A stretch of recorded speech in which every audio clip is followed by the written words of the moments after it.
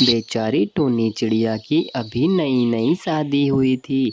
उसकी शादी को 2 ही दिन हुए थे और एक हादसे के कारण उसके पति के चोट लग जाती है, जिसकी वजह से दोनों बहुत ज़्यादा परेशान होते हैं। टुन्नू जी, आप ज्यादा परेशान ना हो, क्योंकि जब तक मैं आपके साथ हूँ आपको फिक्र करने की कोई जरूरत नहीं है। मैं कल ही शहर जाकर काम ढूंढूंगी। काम मिल जाएगा तो फिर मैं वहाँ काम कर लूंगी। उसके अगले ही दिन टूनी चिड़िया शहर में काम ढूंढने के लिए निकल जाती है। अरे, मेरी पत्नी मेरे लिए कितना सब कुछ कर रही है। अगर इसकी जगह कोई और होता तो मेरे लिए बिल्कुल भी कुछ ना करता। आपका बहुत बहुत धन्यवाद भगवान कि आपने मुझे ऐसी पत्नी दी है। लेकिन इधर टूनी चिड़िया को शहर में भी काम नहीं मिलता। शहर में भी उसको सब जगह से मना हो जाती है। बेचारी टूनी चिड़िया परेशान होकर वापस अपने घर को आ जाती है। टुन्नू जी, शहर में तो मुझे कोई काम नहीं मिला, इसलिए मैंने सोचा है कि आप जो जमीन हमारे पास बता रहे थे हम उसमें खेती कर लेंगे। आपके तो चोट लगी हुई है, इसीलिए उसमें मैं ही खेती कर लूंगी।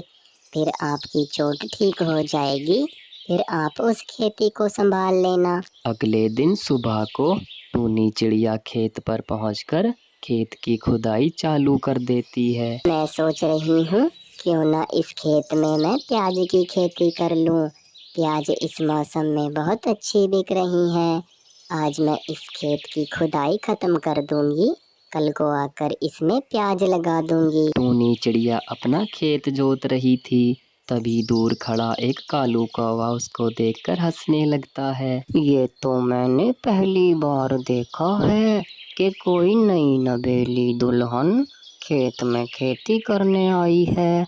एक मेरी पत्नी है, वो तो कुछ करती ही नहीं है। कालू कौवा जल्दी से अपनी पत्नी गौरी के पास जाता है। अरे गौरी, तुम उस टुन्नू को तो जानती ही हो जिसकी अभी अभी शादी हुई है। उसकी पत्नी खेत में काम कर रही थी, मैं तो देखकर ही चौंक गया। और एक तुम हो कि घर से निकलती ही नहीं। उसके अगले ही दिन टूनी चिड़िया खेत पर आकर प्याज के पौधे लगा देती है। जब तक टुन्नू जी ठीक होंगे तब तक मेरी फसल बड़ी हो जाएगी और फिर टुन्नू जी ही इस फसल को संभाल लेंगे। बस भगवान से दुआ करूंगी कि मेरी फसल अच्छी हो जाए। उसके बाद समय ऐसे ही बीतता रहता है। अरे टूनी, चलो मैं तुम्हारी फसल देख कर आता हूँ। काफी समय हो गया है, अब मैं थोड़ा ठीक भी हो गया हूँ। देख कर आऊँ कि कैसी हुई है। नहीं नहीं टुन्नू जी, आप कहीं नहीं जाओगे। अभी आपको आराम की जरूरत है, इसीलिए मैं अपनी फसल खुद ही देख आऊंगी।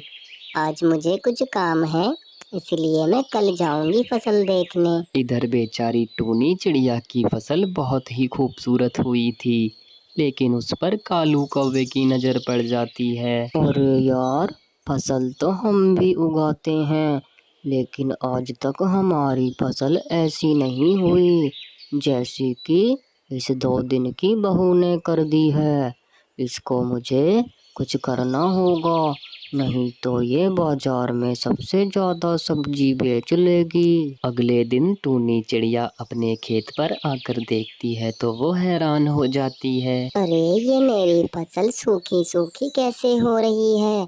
इसको ऐसा नहीं होना चाहिए था।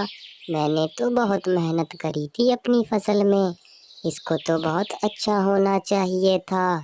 जरूर कुछ ना कुछ गड़बड़ हुई है। टूनी चिड़िया जल्दी से अपने घर जाती है और सारी बातें अपने पति को बताती है। तो ये ऐसी बात है, मैं इस जंगल के सभी पक्षी को जानता हूँ। मुझे पता है ये सब कुछ किसने किया है। तुम घबराओ नहीं, मैं उस कालू कौवे को छोड़ूंगा नहीं। मैं आज शाम को ही उसके पास जाऊंगा। लेकिन उसी दिन शाम को जंगल में बहुत जोरों की बारिश होती है और कालू कौवा बारिश में एक पेड़ पर बैठा हुआ था।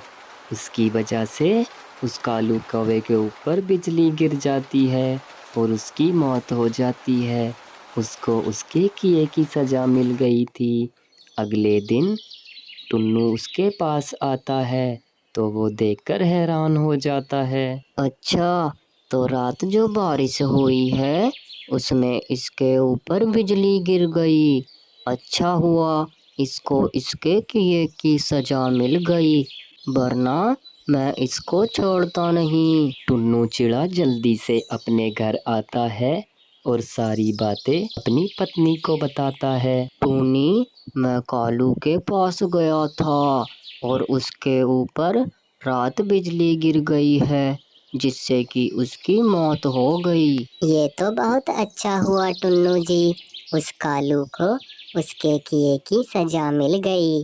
अब हम एक नई खेती करेंगे। मैंने सुना है बाजार में गोभी बहुत ज्यादा बिक रही है, तो इसीलिए अब हम गोभी की खेती कर लेंगे। फिर टूनी चिड़िया और उसका पति दोनों मिलकर बहुत ही अच्छे से गोभी की फसल तैयार कर लेते हैं। एक बार की बात है, एक जंगल में एक राजा राज करता था और कालू कौवा उस राजा का सेनापति था। राजा कालू कौवे पर बहुत ज़्यादा विश्वास करता था। अरे भाई कालू, मैं तुम पर बहुत ज़्यादा विश्वास करता हूँ, इसीलिए मैं तुम्हें एक बहुत बड़ी जिम्मेदारी देने की सोच रहा हूँ।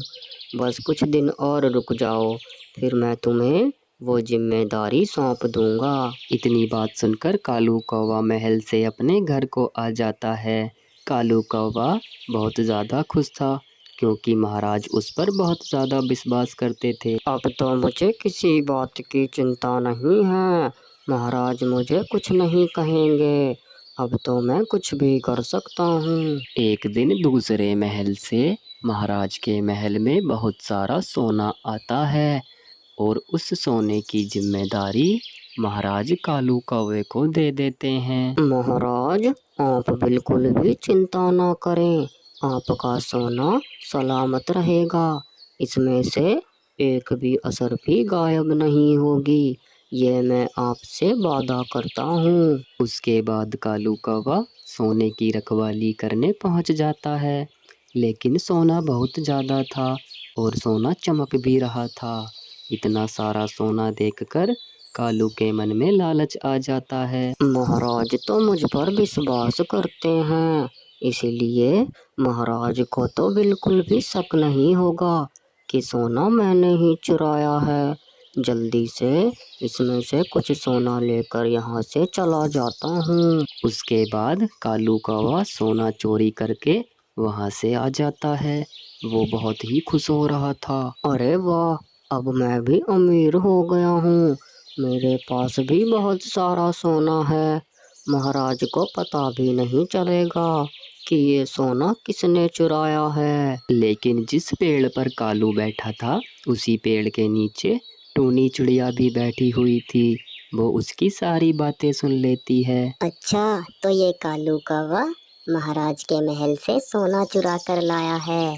मैं अभी जाती हूँ और सारी बात महाराज से बताऊंगी। उसके बाद टूनी चिड़िया जल्दी से महल जाती है और सारी बातें महाराज से बता देती है।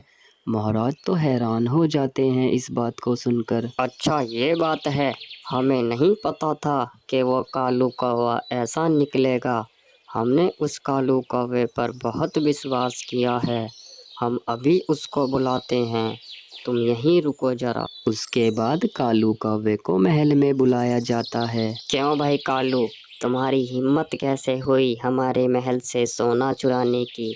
हमने तुम पर बहुत विश्वास किया है, लेकिन तुमने हमारे साथ विश्वासघात किया है। अरे नहीं नहीं महाराज, मैंने सोना नहीं चुराया है, ये गलत बात है।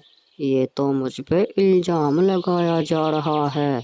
आपसे किसने कहा कि मैंने सोना चुराया है? देखो कालू कौवा, तुम ज़्यादा होशियारी मत दिखाओ।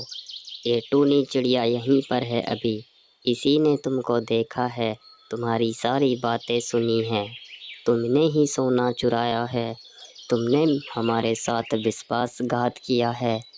अभी तुम हमारी सज़ा के काबिल तो हो नहीं, इसलिए तुम आज के बाद इस महल के आसपास भी मत दिख जाना। उसके बाद कालू कौवा महल से अपने घर वापस आ जाता है। इधर महाराज टूनी चिड़िया से बहुत ज़्यादा खुश हो गए थे। टूनी चिड़िया, तुमने हमें ये बात बताकर बहुत अच्छा किया है। हम तुमसे बहुत खुश हुए। सुना है कि तुम्हारे पास खेती के लिए ज़मीन नहीं है। हम तुम्हें कुछ ज़मीन देना पसंद करेंगे। हमारे तबेले के पास जो ज़मीन पड़ी हुई है, कल से तुम उसमें खेती कर लेना। महाराज की इतनी बात सुनकर टूनी चिड़िया अपने घर आती है। टूनी चिड़िया बहुत खुश हो गई थी। महाराज, आपका बहुत बहुत धन्यवाद। आपने मुझे जमीन दे दी है। मेरे पास तो कुछ भी नहीं था। अब मैं उस जमीन में आराम से खेती कर लूंगी। उसके अगले ही दिन टूनी चिड़िया खेत में जाकर बीजों को बिखेर देती है। यहाँ खेती करूंगी तो मुझे पानी की भी कोई दिक्कत नहीं रहेगी। मैं तबेले से पानी लाकर इसमें डाल दूंगी। लेकिन इस बात का पता कालू कौवे को लग जाता है। अरे, इससे अच्छा मौका मेरे पास कुछ और नहीं होगा। इस टूनी चिड़िया ने मेरे साथ बहुत बुरा किया था। अब मैं इसको तमीज सिखाऊंगा। इसको तो मैं खेती करवाऊंगा। इसके खेत में जाकर दवाई मिला दूंगा, जिससे कि वो बीज बड़े ही ना होंगे। कालू कौवा जल्दी से टूनी के खेत में जाता है और उसमें दवाइयाँ डाल देता है। टूनी चिड़िया, अब करो तुम इसमें खेती।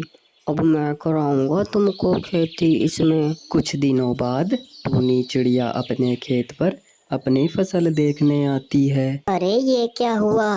मेरी तो फसल बड़ी ही नहीं हुई और ये कालू कौवे का पंख मेरे खेत में क्या कर रहा है? अच्छा, तो इस कालू कौवे ने मेरे खेत में दवाई डाली है। मैं अभी जाकर महाराज से बताऊंगी। लेकिन उससे पहले वो अपने घर आती है। कालू कौवे ने उसके घर में भी आग लगा दी थी। हे भगवान, ये क्या हुआ? मेरे घर में भी आग लगा दी इस कालू कौवे ने। तो मैं इसको नहीं छोड़ूंगी। मैं अभी जाती हूँ महाराज के पास। सारी बातें जाकर महाराज से बताऊंगी। मेरे पास यही तो एक घर था और मेरे पास कुछ भी नहीं था। उसके बाद टूनी चिड़िया जल्दी से महल जाकर महाराज से सारी बातें बताती है। महाराज कालू कौवे को महल में बुलवा लेते हैं। कालू, ये तुमने ठीक नहीं किया। अब तो तुमने हद ही पार कर दी। पहले हमारे महल से सोना चुराया, हमने तुम्हें बख्श दिया था, लेकिन इस बार हम तुम्हें नहीं बख्शेंगे। आखिरकार तुम्हारा इसने क्या बिगाड़ा था? तुमने इसके घर में भी आग लगा दी और इसकी ज़मीन में भी दवाई डाल दी। अब तुम ऐसा करो, इस जंगल से ही बेदखल हो जाओ। अगर आज के बाद मुझे इस जंगल के आसपास भी दिखे तो मुझसे ज़्यादा बुरा कोई नहीं होगा। उसके अगले ही दिन महाराज टूनी चिड़िया को अपने महल में बुलाते हैं। टूनी चिड़िया, तुम ज़्यादा परेशान मत होना। हमारे पास तुम्हारे लिए एक बहुत ही सुंदर घर है। क्या हुआ कालू ने अगर तुम्हारा घर जला दिया तो हम तुम्हें दूसरा घर दे देंगे। तुम ज़्यादा मत घबराओ। उसके बाद टूनी चिड़िया को महाराज एक बहुत ही सुंदर कटहल का घर देते हैं, जिस कटहल के घर में खुशबू भी बरकरार रहती है। अब टूनी चिड़िया बहुत ज़्यादा खुश